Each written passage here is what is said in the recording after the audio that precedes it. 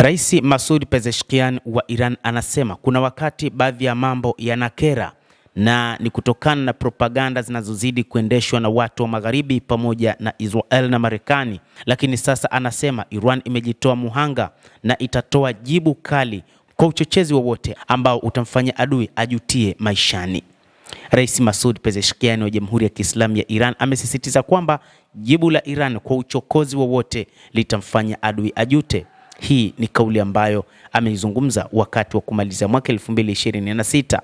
Rais Masoud Pezeshkian wa Iran aliandika katika ujumbe kwenye mtandao wa kijamii akisema jibu la Jamhuri ya Kiislamu ya Iran kwa uchokozi wa aina yoyote wa kidhalimu litakuwa ni kali na la kujutisha. Ujumbe wa rais wa Iran umetolewa kujibu tishio lililotolewa na rais wa Marekani mnamo Jumatatu usiku pamoja na waziri mkuu Benjamin Netanyahu, ambapo walikutana huko katika White House. Rais wa Marekani Donald Trump katika mkutano na waziri mkuu Benjamin Netanyahu mnamo Jumatatu usiku alijibu swali la waandishi wa habari kuhusu kama Marekani ingeruhusu utawala wa Israel kushambulia Iran kwa mara nyingine tena, ambapo alisema bila shaka kwa nguvu ya kombora, kwa silaha ya nyuklia ya haraka sana, alisema rais huyo wa Marekani bwana Donald Trump. Hata hivyo, inadaiwa kwamba moja kati ya mambo ambayo yanaendelea wakati huu ni vita hivyo kuonekana vitakuwa vikubwa mno, kwani tayari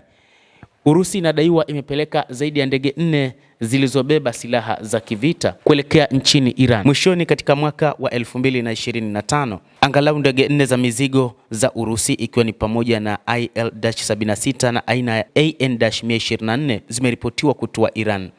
Ndege moja mahususi IL-76 TD ya Urusi yenye usajili RA-76373 ilifuatiliwa ikitua katika uwanja wa ndege wa Shahid Vatampur huko Isfahan, ingawa mizigo kamili haijawekwa bayana rasmi. Wachambuzi wa mambo wa ulinzi na ripoti za kijasusi zinapendekeza kwamba safari hizi za ndege zinawasilisha vipengele vya mifumo ya ulinzi wa anga ya S-400 na ndege za kivita za S-35.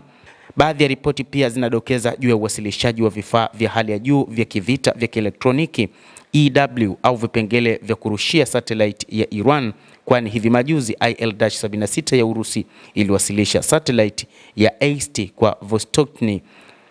kwa mission iliyohusisha mizigo ya Iran mnamo Desemba 28 mwaka 2025. Ongezeko hili la uwezo wa usafirishaji wa ndege linafuatia taarifa zilizovuja kuanzia Oktoba mwaka 2025 zinazoeleza mkataba wa kimkakati wa paundi bilioni 6 sawa na dola za Kimarekani bilioni 6.4 kati ya Moscow na Tehran. Kwa hivyo wachambuzi wa mambo wanasema kwamba ikiwa Marekani itaamua kuingilia kati vita hivi, ni wazi safari hii katika mwaka 2026 ambao unadaiwa huenda ukawa ni mwaka wa vita kwa Iran na Israel,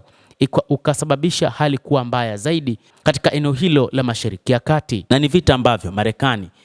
itatuma silaha za hatari na Urusi kadhalika pamoja na Uchina.